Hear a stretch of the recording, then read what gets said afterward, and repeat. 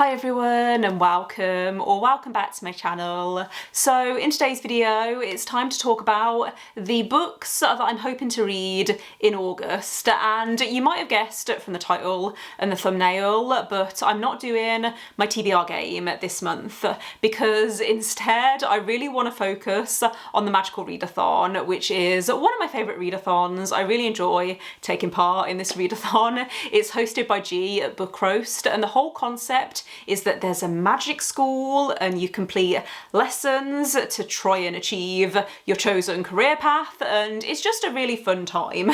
So I took part in the spring equinox earlier this year and I completed all of the lessons that I needed to complete for the scribe career path. So I'm going to be continuing that with the autumn equinox, and if I've counted right, I think there's 7 books that I need to read. This is going to be more of a maybe read list rather than a to be read list because I'm starting to feel a little bit burnt out.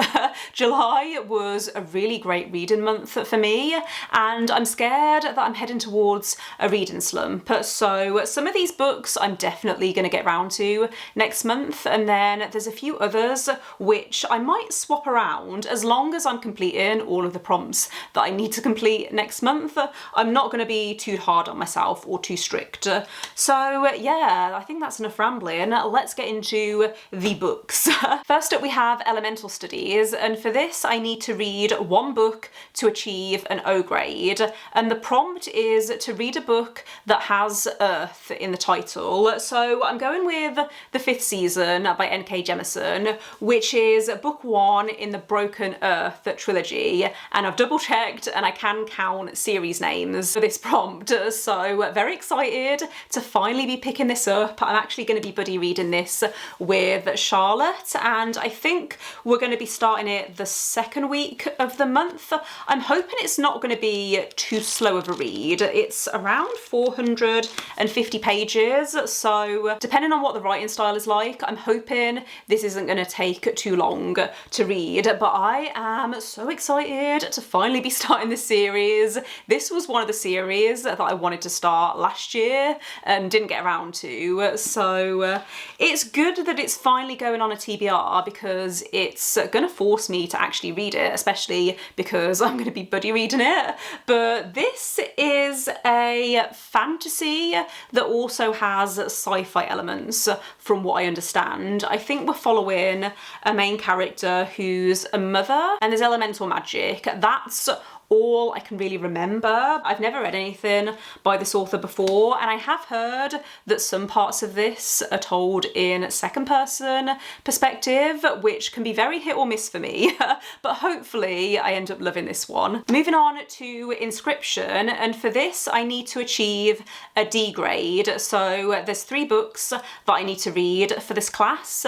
The first prompt is to read a book from your end of year TBR, and for this I'm going with Blood Over Brighthaven by M.L. Wong, who is the author of The Sword of Kaigan, one of my favourite books of the year so far. I read it back in January, and this is actually M.L. Wong's newest release. It actually came out today, the day that I'm filming this video, and I already have it downloaded onto my Kindle. I'm so excited to read it. I've heard that it's dark academia, and all of the early reviews that I've seen have been really positive. It's also a standalone as well, from what I understand, so it's less commitment. It means that I'm not going to be starting a new series, and I'm hoping that I love this as much as I loved The Sword of Kaigan. It's available on Kindle Unlimited, by the way, in the UK, which is how I'm going to be reading it, but very excited for this one. I'm pretty sure I mentioned this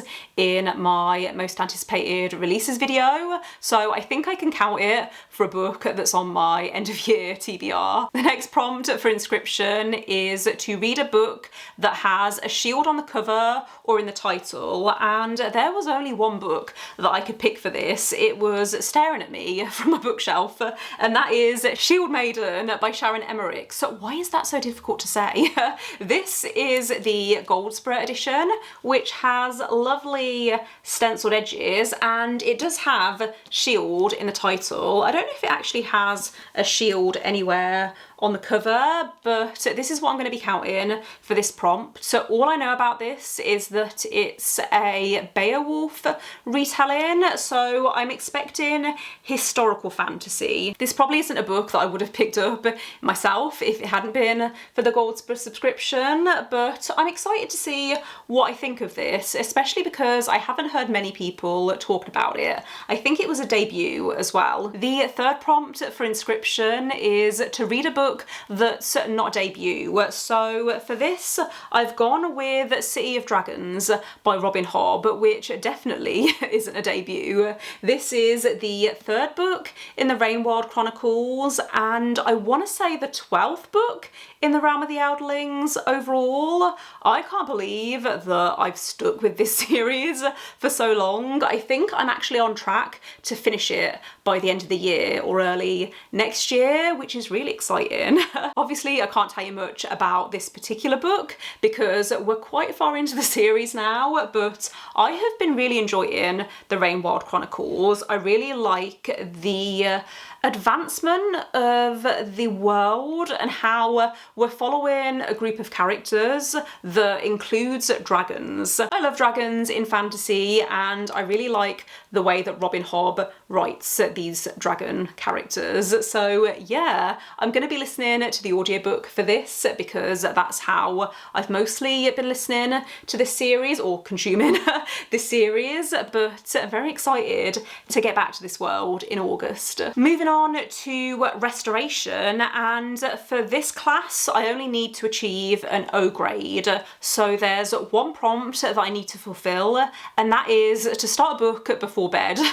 And honestly, I start most of my books before going to bed, so I could pick any random book for this prompt, but tentatively I'm going to be adding In a Dark Dark Wood by Ruth Ware to my TBR. This was Ruth Ware's debut, and I have been wanting to read Ruth Ware's backlist for a while. I only have this and her newest release, and also The Lion Game, which I have here to read, so hopefully I can get around to this in early August or end of July. I feel like I'm getting my months confused, but this is also due back at the library in early August, so I want to try and get around to it before it's due back. But this is a mystery thriller about a hen party, I think. We're following a main character called Nora, who hasn't seen her friend Claire in 10 years, until out of the blue Claire invites Nora to her hen party, but something goes wrong, very wrong, and some things can't stay secret forever. So yeah, interested to see what I think of this, considering it is Ruth Ware's debut, and I haven't heard the best things, but I'm still interested to see where she started, considering that Ruth Ware is one of my favourite authors. The final class that I need to complete is Law, and I need to achieve a Q grade. So there's two prompts that I need to fulfill. The first is to read a bookseller recommendation, and for this I think I'm going to go with Godmersham Park by Jill Hornby, I think is how you pronounce the author's name. This was the Waterstones fiction book of the month back in, I want to say January. I know that I bought it back in January, so that would make sense. But I am going to be doing a reading vlog this year where I read all of the Waterstones fiction books of the month. So when I saw this prompt, I thought this is a perfect opportunity to start that vlog, especially because it's going to take me a few months to film it. But this is the first book that I need to read, and from what I understand, it's historical fiction. It's set in 1804. It follows a main character called Anne, who arrives at Godmersham Park to become a governess to 12-year-old Fanny Austen. I'm fairly sure this is somehow linked to Pride and Prejudice, because it says here that Henry Austen and his younger sister Jane come to stay, and they both take an interest in this main character Anne, and she ends up being drawn into the lives of the Austen family. So very excited to see what I think of this. I haven't read historical fiction in a while. Actually, is that a lie? Just remembered I'm technically reading a historical fiction book at the moment, but it's set in the 1960s, not the 1800s. So very interested to see what I think of this, especially because I haven't heard anyone talking about this. The final prompt that I need to complete is to read a book that has clothing on the cover. So I'm gonna be hopefully reading Love Theoretically by Ali Hazelwood, which is Ali Hazelwood's newest release. It came out, I think, in June, and I actually got an ARC of it through NetGalley, and I was so excited to pick it up. And then I think I was a little overwhelmed because I was just so excited that I never got around to picking it up. So hopefully I will finally read this in August. I loved The Love Hypothesis by Ali Hazelwood, but then I didn't like Love on the Brain. So I don't know whether that was just a fluke and whether I'm actually gonna love Love Theoretically, but I'm excited to find out. I believe this is about a woman who works in STEM, and I think as a side gig, she fake dates people for money.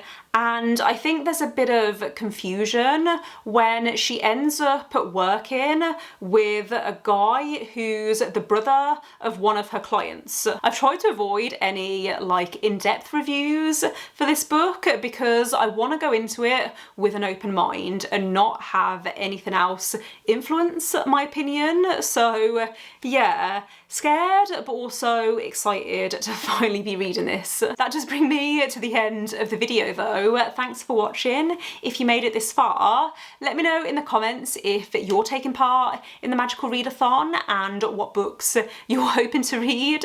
Don't forget to give this video a thumbs up if you liked it, and click subscribe if you would like to see more videos from me. But otherwise, I will see you next time. Bye.